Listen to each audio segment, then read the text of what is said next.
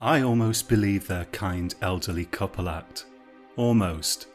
It was only with a superhuman effort that I managed to drag myself out of the filthy bedroom where they kept me and out into the hall. I crawled painfully to the door of the study and pushed it gently, just enough to swing it open a little bit more. What I saw inside shook me to my core. They had Joe's corpse and they were examining some mushrooms that were growing directly out of his head. At least I think it was a corpse. Thank God they didn't see me. I almost passed out with fear. I was next once they'd finished with Joe. I was sure of that. But how did I end up trapped in that house of horrors in the middle of nowhere with a broken leg?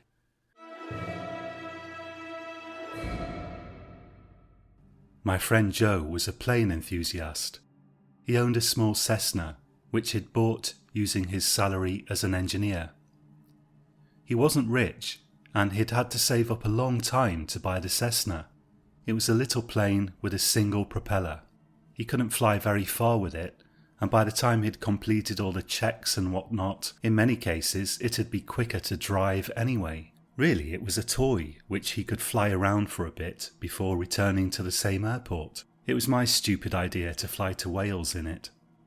To my mind, if you've got a plane, you ought to fly somewhere in it. Joe loved to fly his friends around in the thing, and I suggested we fly to Wales and photograph the mountains before returning later in the day.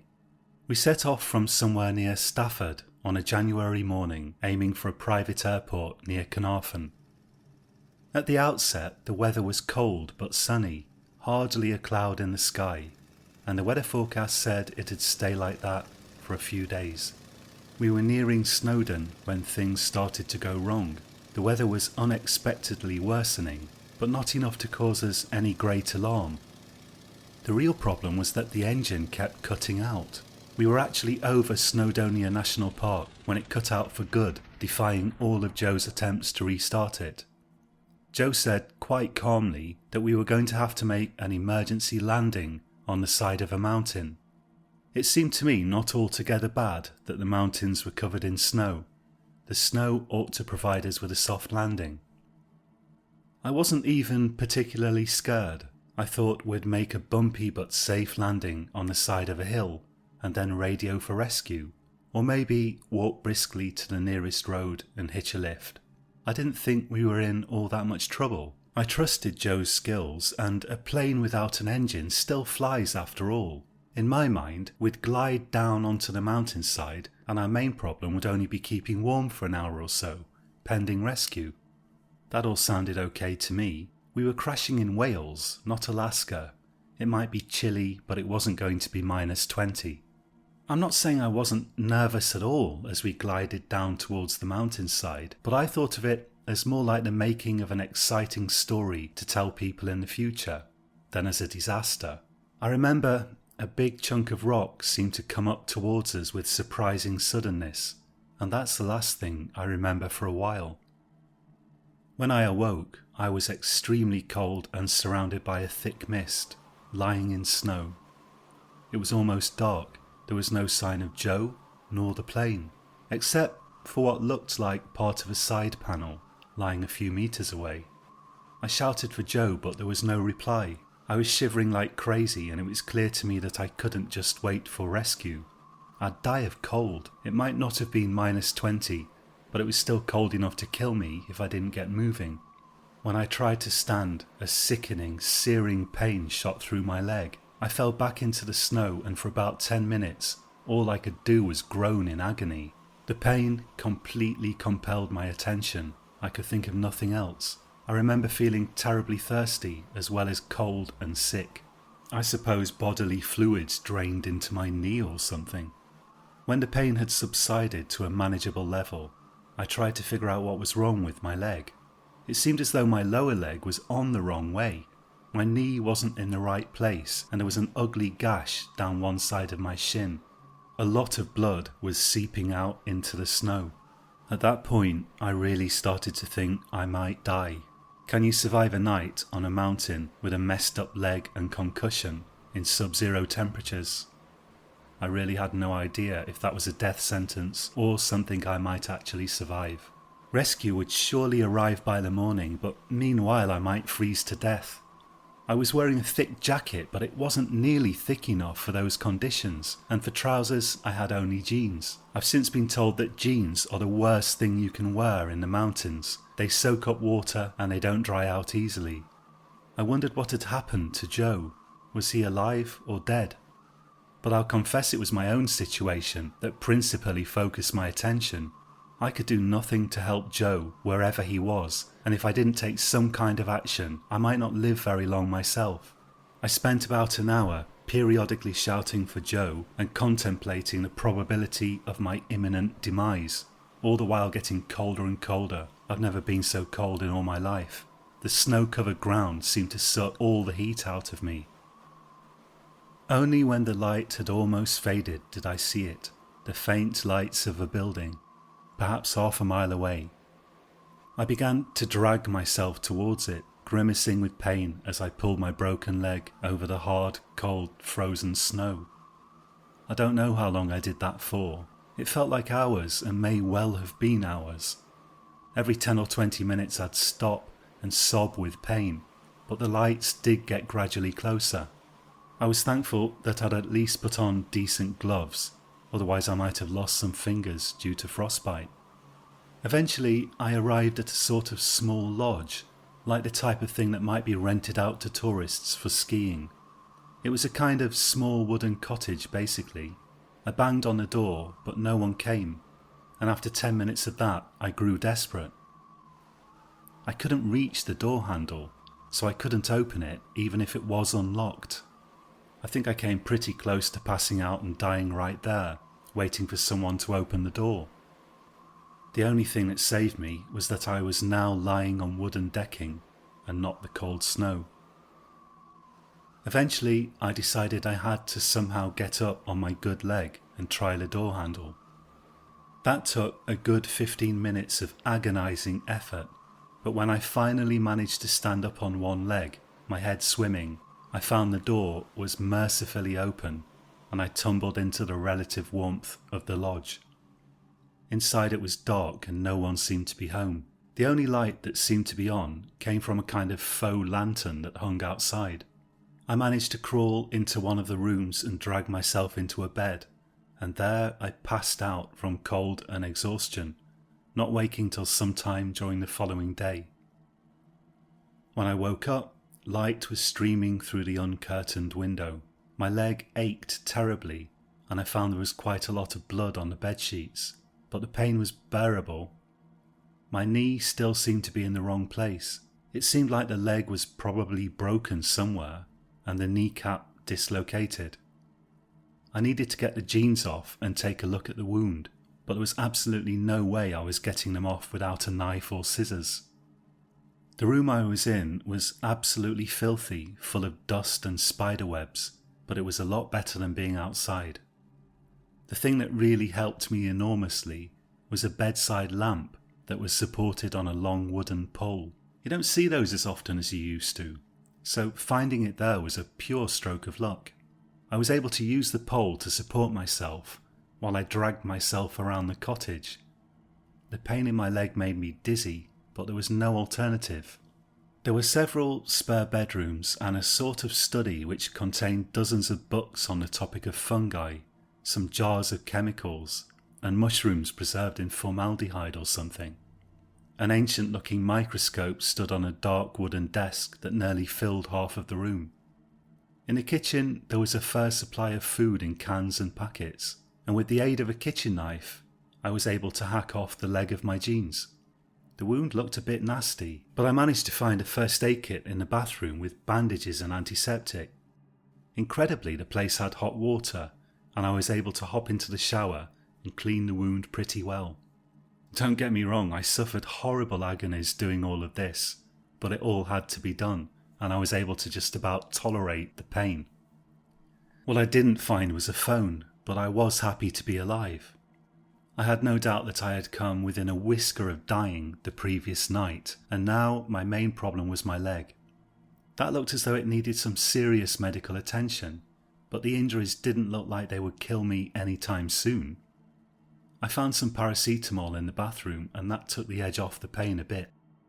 I hopped back to the bed and ate some biscuits, wondering about Joe. Then I started to wonder when I could expect rescue to arrive. I've heard stories of people finding abandoned holiday cottages when they were lost and starving to death there. Then again, I had to come back to the fact that I was in Wales and not Alaska or somewhere. There was also the fact that I knew Joe had logged the flight. When we hadn't arrived in Carnarvon, a search would surely have been launched. Both Joe and I had people who would miss us pretty swiftly and would contact the authorities. So in the end I concluded that one way or another, help was sure to arrive fairly soon, a few hours or a day at the most. The only factor that made me a bit uneasy was the weather. It was blowing a gale outside, and I could see thick snowflakes battering against the windows. I figured in the absolute worst case, they wouldn't be able to launch a search till the storm had died down, and I might have to spend a couple of days living off biscuits and tinned soup and whatnot. At that point, I really had no presentiment of how bad things were going to get. I was only hoping Joe was still alive. I had food, hot water and painkillers. It was warm enough in that shack, at least with all the bed sheets I could find pulled around me. Probably there was even a thermostat somewhere, but after tending to my leg and eating, I was too exhausted and in too much pain to do anything further. I slept for a while and spent a few hours half awake, half dozing, but gradually I seemed to be getting colder and colder. By the time the sun went down, I was shivering continuously. At the same time, I seemed to be covered in a fine sweat, and I thought I must be getting a fever. I wanted to check my leg. It felt swollen and it ached badly, but the lights didn't work. I wasn't well enough to go looking for circuit breakers. Some switch somewhere must have been off, but I didn't know where. Instead, I went to fetch sheets from another bed. I started to feel quite sick and dizzy, and I remember my skin felt unpleasantly sensitive, but I managed to make it back to the bed, propping myself on the lampstand, shivering convulsively. The next morning after that, I awoke feeling distinctly ill and feverish. The wound on my leg was oozing a greenish pus, and my leg was turning purplish. I was able to get to the kitchen and fetch water and more biscuits, but after that I lay in bed shivering and sweating. My thoughts began to wander oddly, and nightmares got mixed up with reality as I alternately woke and slept.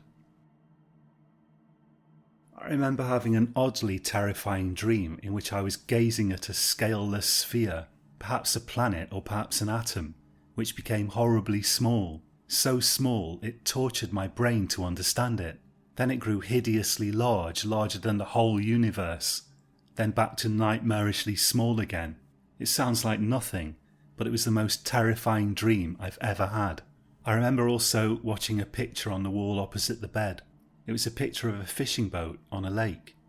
It seemed to come towards me and grow larger and larger, as though it was going to crush me, leering at me sarcastically. Then it retreated into the far distance, as though I myself was disappearing into the bottom of a deep abyss. Also, I had nightmares about Joe. Joe appeared at the door of the room, except he wasn't quite fully alive anymore. He wanted to explain the whole thing to me, how he wasn't quite Joe as I had known him, but due to the accident was now something else. Blood ran from his eyes and his ears, and he said that was normal because he wasn't properly alive anymore. I don't know how long this went on for. Obviously I was delirious due to infection in my leg, but at the time I lost all sense of what was happening and whether it was even day or night. Thick flakes of snow continued to beat at the window, and the wind howled, making the whole cottage creak.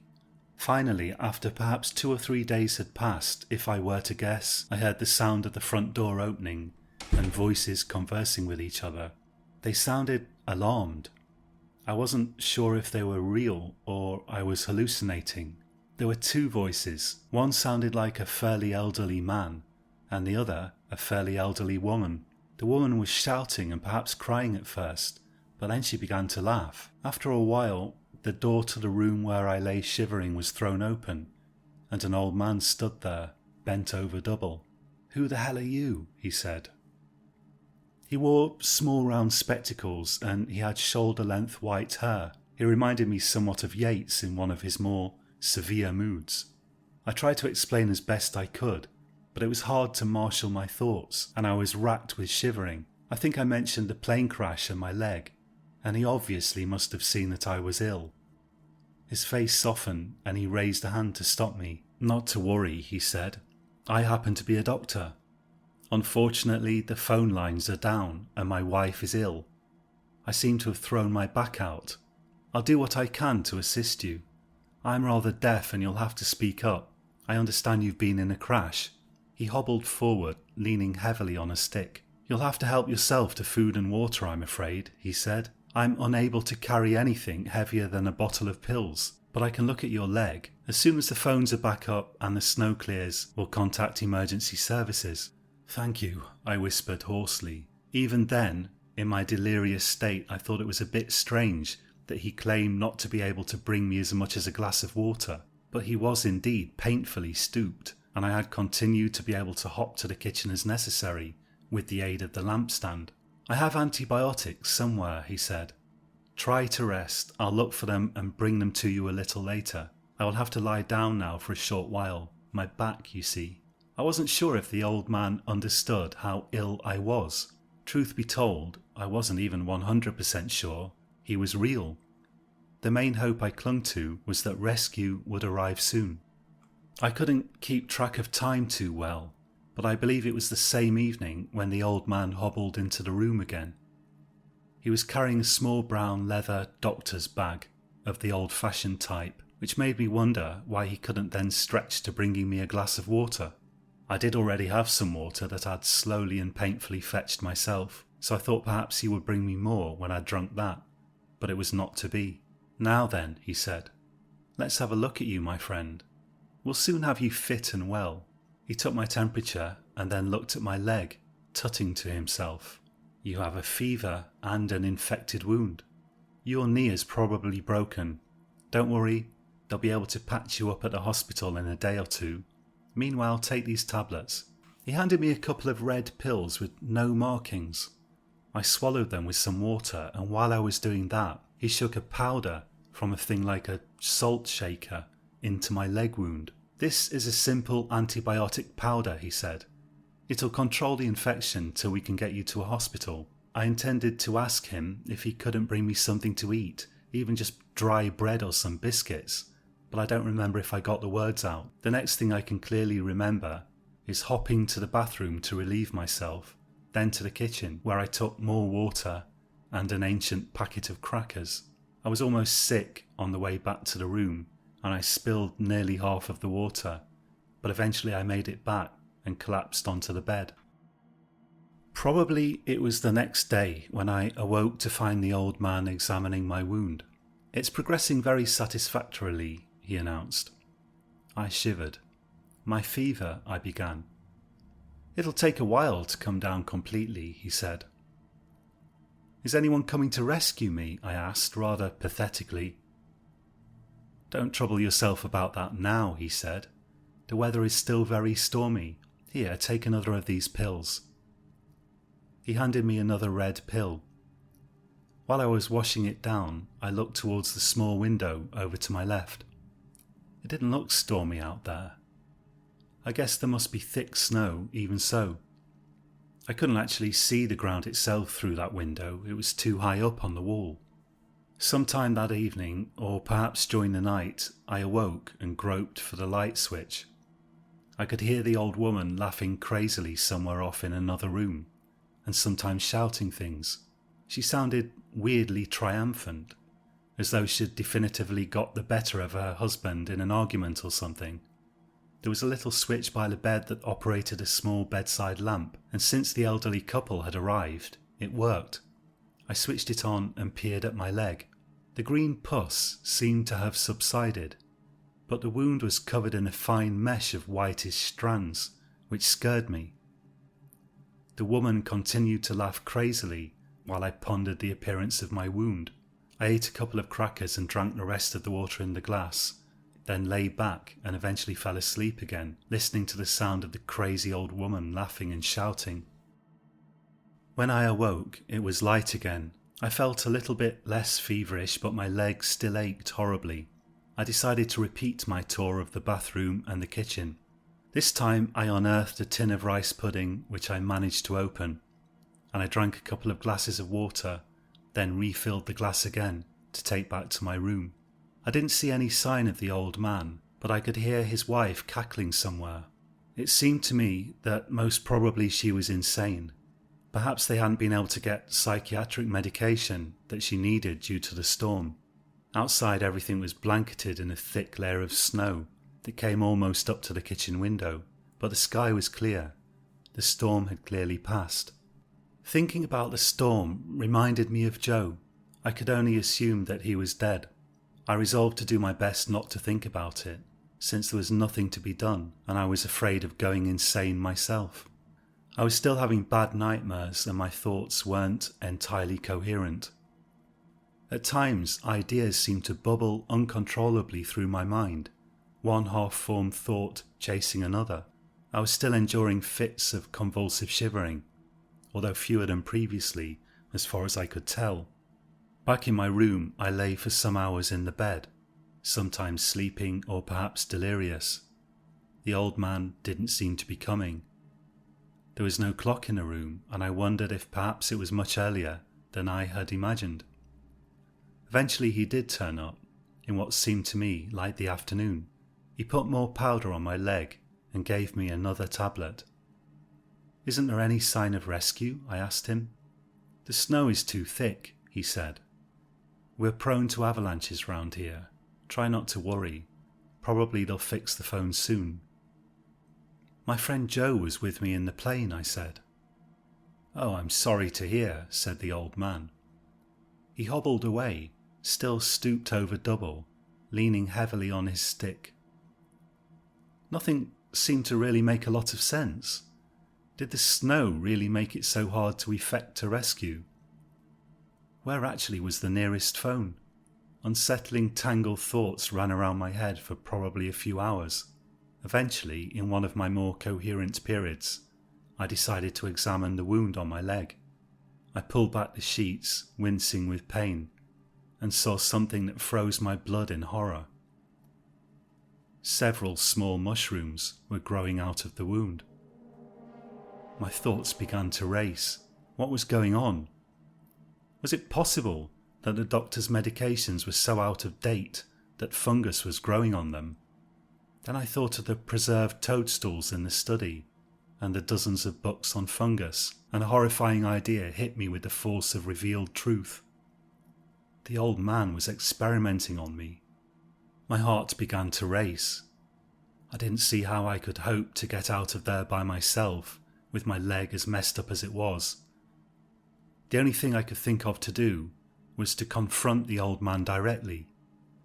Perhaps I simply needed to make it clear that I was not willing to be an experimental subject. I fell back into unconsciousness while all of these thoughts were whirling around in my head.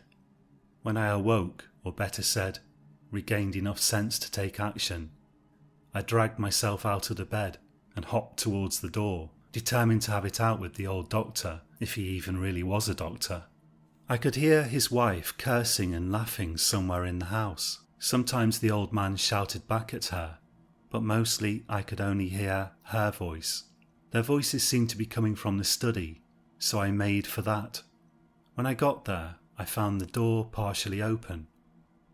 That was when I saw Joe's corpse stretched out on the huge desk, mushrooms growing from his head. The old woman was dancing around, cackling derangedly, while the old man peered into a microscope. I dare say it was only due to the racket the old woman was making and the old man's deafness that they hadn't noticed me approaching. It was clear to me that I was in mortal danger. There was no smell of decay emerging from the room, so if Joe was dead, he couldn't have been dead for long. They must have kept him alive while they experimented on him. My actions from then on perhaps weren't rational, but not only was I still partially delirious from my infected leg and fever, but now I was also in a state of shock. I hopped towards the front door, hoping they wouldn't notice me. The door was locked, and I had a further moment of unspeakable panic when I thought they had locked me in with a key. but I managed to pull back a rusty old bolt and drag myself onto the porch, pulling the door shut behind me. Outside there was a good foot of snow on the ground, but the day was bright and sunny. The lampstand sunk deeply into the snow as soon as I got off the porch. I knew that trying to get down the hill to a road was probably suicide, but it seemed to me a preferable way to die than being turned into a human mushroom bucket. I began to drag myself down the hill, my injured leg catching agonizingly on the icy snow, the bitter cold already causing me to shiver violently. If nothing else, I wanted to get far enough away that I could die of cold in peace, far away from those fiends.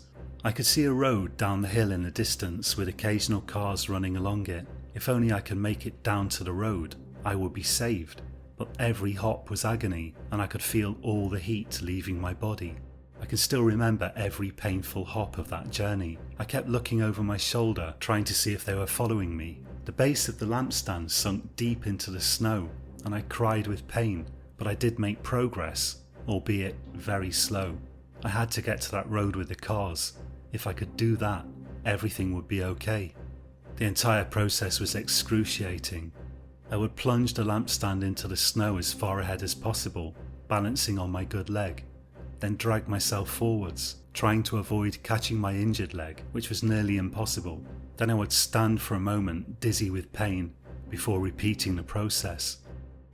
My good leg began to ache horribly. Only fear and adrenaline drove me forward. I forced myself to ignore the pain. After perhaps half an agonizing hour, I found I had covered perhaps 1/6 of the distance down the hill, and I felt nothing but pain and despair. I knew I would have to rest for a while, although only movement was staving off the bitter cold. I let myself collapse into the snow.